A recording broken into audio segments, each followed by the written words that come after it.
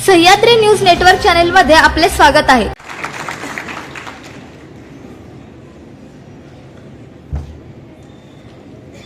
मला वाटतं मुलं 11वीच्या पुढचीत ना तुम्ही सगळे 11वी 12वी 11वी 12वीची मुलं इतकी शांत असतात मी पहिल्यांदाच पाहिलं।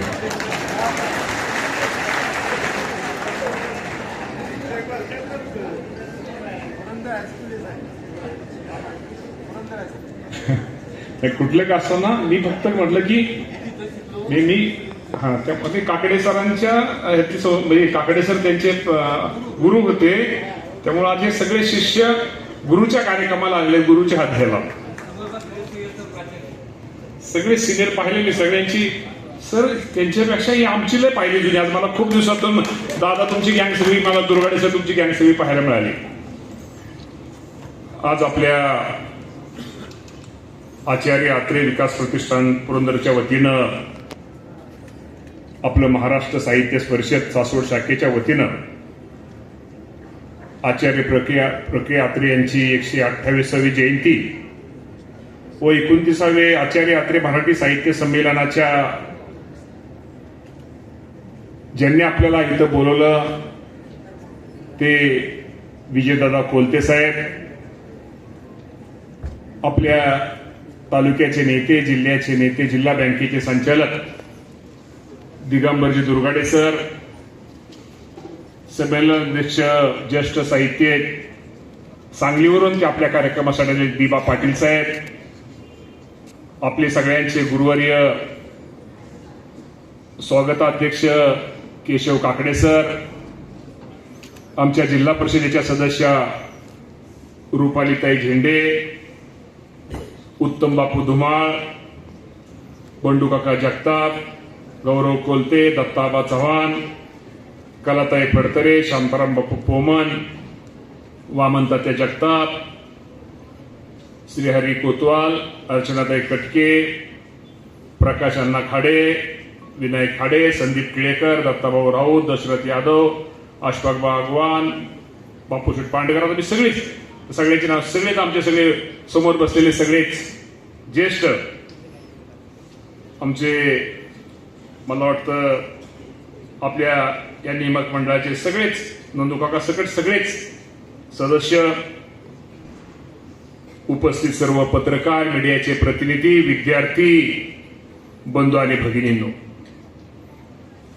आज खरं तर एका वेगळ्या कार्यक्रमाला आज आपण सर्वांनी मला बोलवलं। निश्चित प्रकारे आजच्या कार्यक्रमात सर्वप्रथम आचार्य अत्रे यांच्या जयंतीनिमित्त त्यांच्या विचारांना आणि कार्याला पहिल्यांदा विनम्र अभिवादन करतो। 29वे आचार्य अत्रे मराठी साहित्य संमेलनाच्या निमित्तानं या उत्तम व्यक्तिमत्वाचा, विचाराचा आणि कार्याचा गौरव करण्यासाठी आज आपण सगळेजण एकत्र आलेलो आहोत।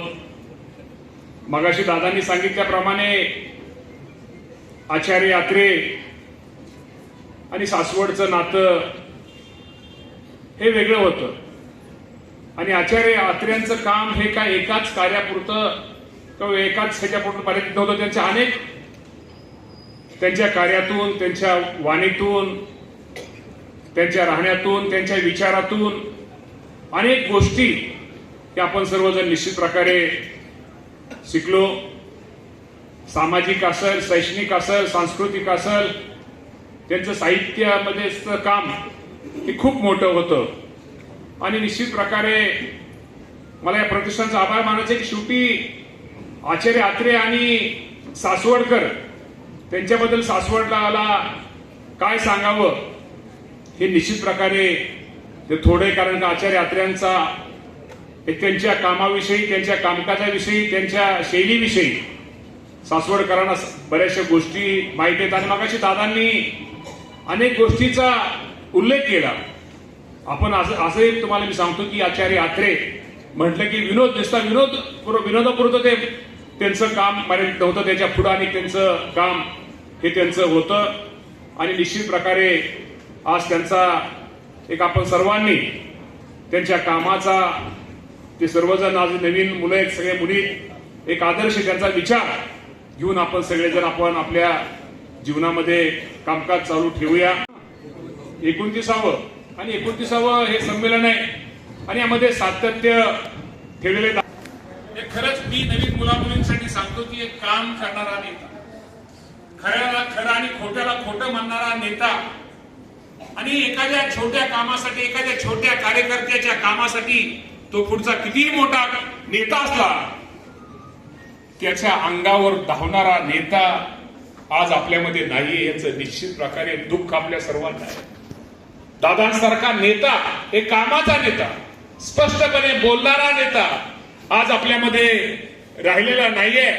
त्यांची उणीव आज आपल्या सर्वांना जाणवते. मी निश्चित प्रकारे असा नेता राज्यामध्ये पुन्हा जन्मणार नाही, असा हा नेता दादा होता.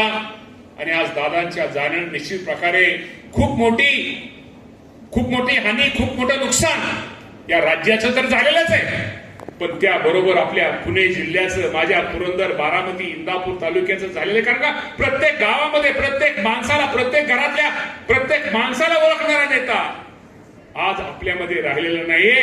त्याचं दुःख आज आपल्या सर्वांना आहे. त्यांचा एक विचार, त्यांचा आदर्श, त्यांची शिकवण घेऊन आपण इथनं पुढे काम करूया. आपण तीच खरंच दादांना आजच्या कार्यक्रमाच्या निमित्तानं दादांना श्रद्धांजली ठरेल. मी निश्चित प्रकारे आत्रे विकास प्रतिष्ठानच्या त्यांच्या दादा तुमच्या सगळ्यांचं अभिनंदन करतो की आपलं काम हे खूप सगळ्या प्रतिष्ठानच्या माध्यमातून गुणवंत विद्यार्थ्यांचा सत्कार केला जातो. जी मुलं एमपीएससी, युपीएससी मध्ये स्पर्धा परीक्षेमध्ये चांगल्या मार्काने पास होतात, त्यांची निवड होते, त्यांचा आपण तालुक्यामध्ये सत्कार घेता. विविध सामाजिक उपक्रम या प्रतिष्ठानच्या माध्यमातून आपण राबवता आणि निश्चित प्रकारे आचार्य अत्रे यांची स्मृती जतन करण्यासाठी निश्चित प्रकारे आपण खूप काही चांगल्या गोष्टी या प्रतिष्ठानच्या माध्यमातून करता आणि याचा एक निश्चित प्रकारे एक आनंद आहे. शेवटी आज इथे सगळे विद्यार्थी आहेत. मी तुम्हाला एवढंच सांगेन की बाबांनो, आज हे कार्यक्रम खूप चांगला आहे. साहित्य संमेलनाच्या माध्यमातून निश्चित प्रकारे मला वाटतं तुमचे विषय हे मला वाटतं दिवसभर हा चालणार, हे परिसंवाद चालणार आहे. त्यामुळे आज गौडी आपल्याला नाटक पण आपल्याला संध्याकाळी पाहायला मिळणार आहे. त्यामुळे अनेक प्रत्येकाचे वेगळे कवी असतील, त्यामध्ये तुमचे बरेच लोकसाहित्यातील लोकजीवन हा परिसंवाद आहे, कवी संमेलन आहे, किंवा असे अनेक आणि शेवटी त्याचं नाटक आहे. असे अनेक कार्यक्रम यातनं आज इथं आपल्या इथं होणार आहेत. मला एक आनंद आहे की शेवटी आम्ही राजकीय कार्यक्रम करतो, पण असं साहित्यामधले कार्यक्रम करणं, त्याच्या उद्घाटनाला जाणं निश्चित प्रकारे, आणि ते पण आचार्य अत्रे यांच्या नावाने जे साहित्य संमेलन आहे त्यांच्या या कार्यक्रमासाठी येण्याचा योग आला. आज खरं तर इथं सगळी आमच्या मुलींची संख्या जास्त आहे, मुलांची संख्या थोडी कमी आहे, परंतु मुलं आणि मुली आपल्याला सगळ्यांना माहित आहे, आपण नेहमी महिलांना सन्मान करणार हे आपलं राज्य आहे. आणि मला तुम्हाला माहित असेल मुलींना की आज तुमचा कृषी मंत्री तुमच्या समोर बोलतोय, आणि मी नेहमी सांगतो की काम करताना माझ्यासारखा कार्यकाळ थोडा वेगळा आहे. काम तर सगळेच करतात, परंतु कुठेतरी नोंद होईल असं काम करायचं असतं. आणि मला वाटतं आत्ताच्या अधिवेशनामध्ये आदरणीय देवेंद्र फडणवीस साहेब असतील, एकनाथजी शिंदे साहेब असतील, सुनेत्रावहिनी पवार साहेब ताई असतील, या सर्वांच्या मार्गदर्शनाखाली महिला शेतकरी विधेयक आपण मंजूर केले. तुम्हाला आमच्या मुलीनं तुम्हाला माहित आहे का, आता तुमच्या नावावर शेती असो किंवा तुमच्या घरातल्या शेती असो अगर नसो, पण इथून पुढे तुम्हाला महिला शेतकरी म्हणून एक प्रमाणपत्र मिळणार आहे आणि त्या माध्यमातून निश्चित प्रकारे तुम्हाला शासकीय योजनेचा लाभ हा निश्चित प्रकारे होणार आहे. कारण काय झाले, आम्ही अजून पुरुष लोकांना आमच्या लक्षातच येणार, घरातला सातबारा कोणाच्या नाव असतो, मुलांच्या नावावर असतो, वडिलांच्या नावावर असतो, पण मुलींच्या किंवा आईच्या नावावरती सातबारा हा कमी असतो. आता सातबारा असला काय आणि नसला काय बोलते दादा. आता यांना आपल्याला काकडे सर, यांना दुर्गाणे सर, आता आपल्याला महिला शेतकरी म्हणून आपल्याला तिथं पुढे संबोधित करावं लागेल. आज इथं मुली आहेत, सगळ्या महिला आहेत, आमच्या मुलं आहेत, मी तुम्हाला आज सांगतो, आजचा हा कार्यक्रम वेगळा आहे, पण मुलांना मी तुम्हाला एवढं सांगतो की नेहमी लक्षात ठेवा, आता श्रावण महिना आजपासून लागलाय. लोक खरंच लांब 1000 2,000 किलोमीटर देवाला जातात का, तर काय श्रावण महिना लागलाय. मी तुम्हाला प्रामाणिकपणे सांगतो, गाव आज आपल्या घरामध्ये आपली सगळ्यात काळजी कोणाला असते, आणि आई वडिलांना असते का, जी आपली काळजी करते. मी म्हणतो की आपल्या आईमध्ये आपण देवी बघितली पाहिजे, आपल्या वडिलांमध्ये देव बघितला पाहिजे. त्यासाठी लांब 1000-2000 किलोमीटर जायची गरज नाहीये. मला प्रत्येक मुला मुलींना आणि आपल्या सगळ्यांना सांगायचे, या जगात आपल्या आई वडिलांना एवढं चांगलं आपलं चांगलं हो असं कुणाला वाटत नाहीये. आपल्या आई वडिलांना जे वाटतं ते कुणाला वाटत नाहीये. त्यामुळं आपले आई वडील हे आपल्यासाठी देव असतात, दिवे असतात. नेहमी आपल्या आई वडिलांना नेहमी वाटतं आमच्या वाट्याला जे दुःख आलं, आम्ही जे भोगलं सोसलं, आम्ही जे मान अपमान सहन केले, ते आमच्या मुलाच्या मुलीच्या वाट्याला येऊ नये. त्यामुळे तुमचे आई वडील तुम्हाला खोटं रुसतात, खोटं रागवतात, परंतु त्या आई वडिलांचा कुठलाही त्यामध्ये स्वार्थ नसतो. त्यातनं आपलं कुठेतरी चांगलं व्हावं हीच त्यांची भावना असते. त्यामुळे मी नेहमी सांगतो, तुम्ही तुमच्या आई वडिलांचा जेवढा तुम्हाला लोकांना जिवंतपणे सन्मान करता येईल, आई वडिलांची जेवढी आपल्याला काळजी घेता येईल तेवढा घेण्याचा प्रयत्न आपण सगळ्यांनी करावा. कारण का या जगातून ज्या वेळेस आपले आई वडील निघून जातील ना, त्यावेळेस आपल्याला आपल्या आई वडिलांचं महत्व कळलं रे बाबांनो. त्यामुळे जेवढं त्यांना मन त्याचं दुखवत आहे, तुम्ही सहज आता मुलं मुली आहे, तुम्ही आज कार्यक्रमाला, आज प्रतिष्ठानचा कार्यक्रम आहे, मग तुम्ही सगळे लवकर आला. एखादी तुमच्या घरामध्ये आजी आहे, तुम्ही सहज नातीमन, तुम्हाला नातू किंवा नातीमन हात मारले, पाणी दे. आता तुमची चूक नसते, शाळेत जायचं असतं पण तुम्ही पळत येता आणि नेमकं तुम्ही त्या आजीला पाणी द्यायला विसरता. आजीला पाणी द्यायला विसरता, तुम्ही ती परत पाणी आजी घेत असेल पण तुम्ही ते विसरून जाता. पण त्या आजी दिवसभर संध्याकाळी झोपेपर्यंत माझ्या नातूने मला पाणी दिलं नाही, तिच्या मनाला तिला किती वाईट होतं, तिला किती दुःख होतं, याचा पण कधीतरी मुला मुलीनं विचार करा. त्यामुळे अशा बारीक सारीक गोष्टीमध्ये कधी चुकू नका. आणि मुलांना मुलींना हे सांगतो, तुमचं वय हे वेगळं आहे, परंतु ज्या आई वडिलांनी तुम्हाला घडवलं, ज्या आई वडिलांनी तुम्हाला मोठं केलं, त्या आई वडिलांना कधी दुखवू नका, फसू नका. ह्या वयामध्ये काय चुका होतात त्या चुका कधी करू नका. हे पण तुम्हाला आजच्या कार्यक्रमाच्या निमित्ताने मी तुम्हाला सगळ्यांना सांगतो. हे युग आहे, स्पर्धेचं युग आहे. या स्पर्धेच्या युगामध्ये प्रत्येकाला तकतक आहे, धकधक आहे, प्रत्येकाला अडचण आहे, सुख आहे, दुःख आहे, आनंद आहे.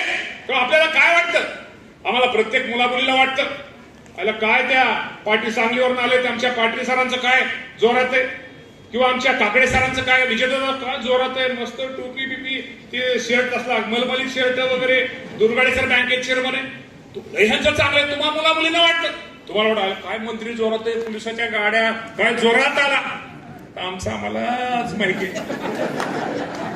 दिसतं तसं नसतं म्हणून जग पाठीमाग नावाच नाही, दिसतं तसं नसतं म्हणून जग आपलं चांगलंय म्हणा. अरे मीच चांगला आहे, त्यामुळे मीच चांगलं आहे, माझंच चांगलं आहे असं म्हणायला शिका. त्यामुळे आपण दुसऱ्याची तुलना, दुसऱ्याचं बघून या जगात सुखी कुणी नाहीये, या जगामध्ये सुखी कुणी नाही. नेहमी लक्षात ठेवा, या जीवनामध्ये नेहमी लक्षात ठेवा, हे जीवन, हे आयुष्य पुन्हा पुन्हा नाहीये. प्रत्येक दिवसाचा उपयोग करा, लोकांच्या कामी या लोकांना मदत करा. विद्यार्थी असला तर घरच्या लोकांना सहकार्य करा, मदत करा. हे सुद्धा आजच्या कार्यक्रमाच्या निमित्तानं तुम्हाला सर्वांना सांगतो. कारण का या जगामध्ये तुम्हाला मी सांगतो, तुमच्या आई वडिलांच्या अपेक्षा खूप आहे.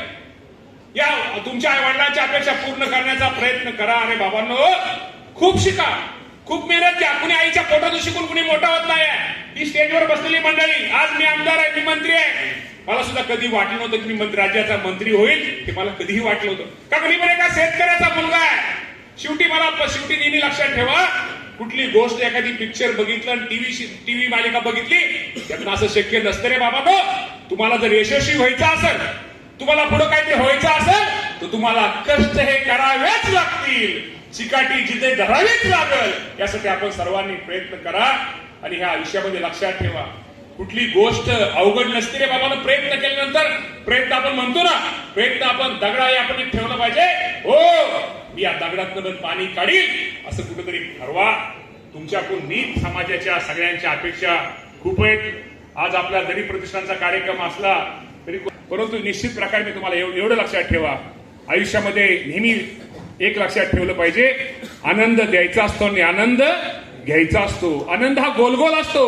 जेवढा आनंद तुम्ही पुढच्याला द्याल तोच आनंद उलटा आपल्याला मिळत असतो. तो त्यामुळे आनंद द्या आणि आनंद द्या आणि आनंद वर. काय तुम्ही शाळेत नाश्ता जेवण नाही केलं? मुलींचा कसा आवाज असला पाहिजे कार्यक्रम. आम्ही असतो तर इतकं गप्प बसलो नसतो आवाज. असं कसं मोकळं ढोकळं असं कार्यक्रम उगत कोलते साहेब, प्रतिष्ठान, आचार्यात्रे, हे सगळं साहित्य संमेलन वगैरे मान्य आहे, पण आमचं पण वाजलं पाहिजे ना कोलते साहेब. त्यामुळे ह्या गोष्टी झाल्या पाहिजे. हसत राहा, खेळत राहा, मी नेहमी म्हणतो. आणि तुम्ही असं धरून आणल्यासारखं बसलं, लय जर जी माणसं लय विचार करतात, नेहमी लक्षात लय विचार करतात, नातीचं कसं होईल, नातूचं कसं होईल, पुरीचं कसं होईल, पुरीच्या मुलाचं कसं होईल, तिच्या मुलाचं कसं होईल, ती जे लय विचार करतात त्यांची छाती दुखते. आणि छाती दुखल्यावर काय होतं? हसत राहा, खेळत राहा. हे जीवन पुन्हा पुन्हा नाही रे बाबांनो. त्यामुळे आज आम्ही जर आचार्य आत्रे साहेबांनी कोणतेच दादा म्हणजे हसायलाच शिकवलं. हसत राहा. हसल्यावर कासला आजार होत नाही, सगळे आजार ते आपोआप बरे होतात. त्यामुळे कार्यक्रम खूप वेगळा आहे, खूप चांगला आहे. पण कोलते साहेब, मी मुद्दाम मुलींना सांगतो, मुलींच्या समोर सांगतो, दुर्गाडे सर, की शेवटी मी नेहमी बघतो, मी आज तुमच्या सर्वांनी जरी मंत्री असलो तरी माझा स्वभाव वेगळा आहे. आजही दवाखान्याच्या बाबतीमध्ये मी पुण्यात असू द्या, मुंबईत असू द्या, कुणी पेशंट आजारी पडला तर मला एक पेशंटला काकडे सर तिथं भेटायला जायची सवय. मी ज्यावेळेस पेशंटला भेटायला जातो, दवाखान्यामध्ये जातो, आयसीयू मध्ये एखाद्या पेशंटला भेटतो, बाहेर गर्दी कोणाची संख्या जास्त असते हो? महिलांची संख्या जास्त. जी महिला असेल, एखादी लेक, मी नेहमी म्हणतो की ती महिला कोण असते? एक लेक असते, एक आई असते, एक सासूरवाशीन बहीण असते. जी सासूरवाशीन बहीण नवऱ्याला चुकून, सासऱ्याला चुकून, सोन्याचं किडूक पुडूक मोडून गहाण ठेवून दवाखान्याचं आई वडिलांचं बिल देणारी कोण असते? तर ती एक बहीण असते, ती एक महिला असते. त्यामुळे महिलांचं हे नातं हे वेगळं असल्यामुळे भावाचं बहिणीचं नातं रे बाबांनो हे कायम चांगलं ठेवा रे बाबांनो. ह्या जीवनामध्ये तुम्हाला मी सांगतो, जी माणसं कुटुंबामध्ये सुखी असतात, नातं गोतं, बहिणी, मावश्या, आत्या, सगळ्यांना एकत्र येऊन कधीतरी वर्षातून एकत्र येतात, एकामेकाचं सुख दुःख वाटतात, ती कुटुंब किती सुखी असतात, ती कुटुंब किती व्यवस्थित असतात, याचा पण आपण कधीतरी विचार करा. त्यामुळे नेहमी दादा, आईचं, बहिणीचं, लेकीचं प्रेम हे वेगळं असतं. आणि त्यांचे हे लेडीज भाऊ, आमच्या महिला ह्या भावनाविष असतात. त्यामुळे निश्चित प्रकारे ठीक आहे, त्यांच्यात काही गोष्टीमध्ये वेगळे असतात. आमच्या महिला भगिनींचं लक्ष आपल्याला माहित आहे. झेंडेताई, एखादं लग्न असू द्या, कार्य असू द्या, आमच्या महिलांचं लक्ष जास्त कशावर असतं लागणार? ते साहजिक आहे. परंतु शेवटी ह्या गोष्टी जरी असल्या तरी शेवटी नेहमी महिलांचा आपण सगळ्यांनी सन्मान हा केला पाहिजे.